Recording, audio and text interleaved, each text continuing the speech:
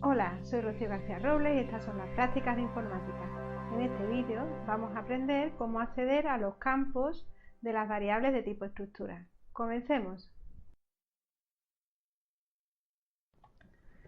En primer lugar, recordemos que cuando habíamos creado una variable de un tipo de estructura, la representábamos gráficamente como un árbol, en cuya cima estaba el nombre de la variable. Pues bien, para acceder al campo bastará con poner el nombre de la variable, un punto y el nombre del campo que queremos acceder, es decir, será como navegar por el árbol que habíamos representado previamente.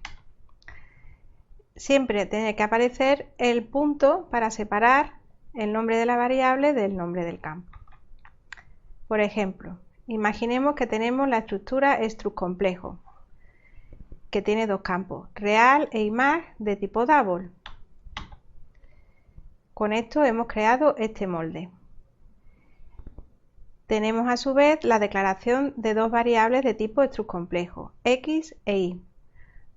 La variable x además está inicializada con los valores 3,56 y -1. Por lo tanto, será como hacer una copia del molde en cuyo cenit pongo la variable x. Y lo mismo para la variable y. Esto quiere decir que en memoria tendremos en una posición guardado el valor del campo real, que valdrá 3,56, y en otra posición el valor del campo imaginario de la variable x, que valdrá -1. Si ahora queremos operar para dar valores, por ejemplo, a la parte real de la variable y, bastará con hacer lo siguiente. En una operación de asignación de valor, accedemos a la parte real de la variable x y le sumamos 1. Con lo cual, esto implicará que nuestra variable y en el campo real tendrá el valor 3,56 más 1, es decir, 4,56. En la siguiente sentencia tenemos y.imag igual a 0, por lo cual el campo imag de la variable y valdrá 0. Otro ejemplo. Imaginemos que tenemos dos estructuras, struComplejo y struCpolinomio. Y tenemos una función, la función main, en la que declaramos dos variables de tipo local, variables locales, que sería la variable p de tipo struCpolinomio, cuyos valores iniciales son 2, y para el vector coeficiente tenemos los valores 4, 1 y 2,1, y tenemos también dos variables independientes, también variables locales de la función main, que son la variable x y la variable y.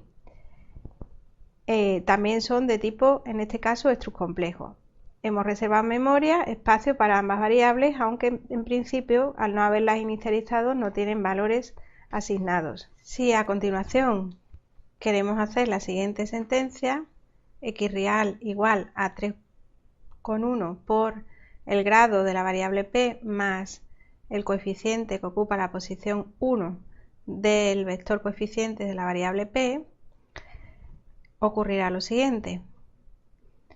El grado vale 2, que multiplicado por 3,1 nos da 6,2, más el coeficiente en la posición 1 vale 1. Recordamos que los vectores en C empiezan en la posición 0. Por lo tanto, en este caso, la variable x en su posición real valdrá 3,1 por 2, que son 6,2, más 1, es decir, 7,2. En la siguiente sentencia, y.imag igual a x.real más 2,34, nos va a quedar que en este caso la variable x en la posición real vale 7,2 más 2,34 me va a dar como resultado el valor 9,54 que se almacenará en la posición imag de la variable y. Si ahora hacemos esta sentencia, ejecutamos la sentencia scanf con código de formato tanto %lf, es decir, correspondiente a un double, coma, ampersand de x.imag, en la posición en la que está el campo imag de la variable x se guardará lo que el usuario introduzca por teclado en tiempo de ejecución. Imaginemos que es el valor 14,5. Luego se vería actualizado el campo real de la variable x. Importante, al igual que ocurre con los tipos básicos, es decir, con el entero, el float, el double, se pueden realizar asignaciones entre variables del mismo tipo de estructura, cosa que no se podía hacer ni con los vectores ni con las matrices, puesto que en el lenguaje C había que recorrerlas elemento a elemento. Esto es muy interesante porque permite hacer operaciones como las de este ejemplo.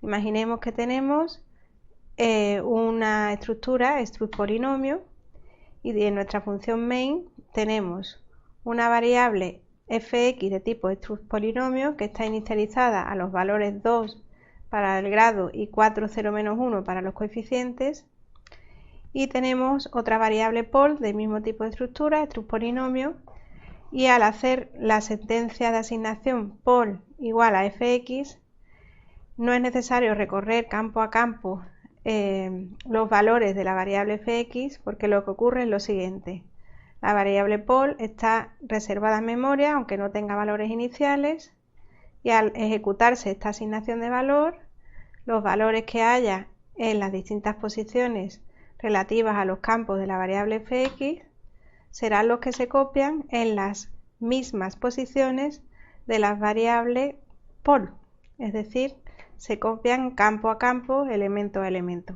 Esto ahorra mucho código y es muy útil a la hora de programar funciones que utilicen estructuras. También nos permitirá devolver varios valores mediante un return en una función, metiendo dichos valores dentro de una variable de tipo estructura. Con esto hemos terminado esta lección. Nos vemos en el siguiente vídeo.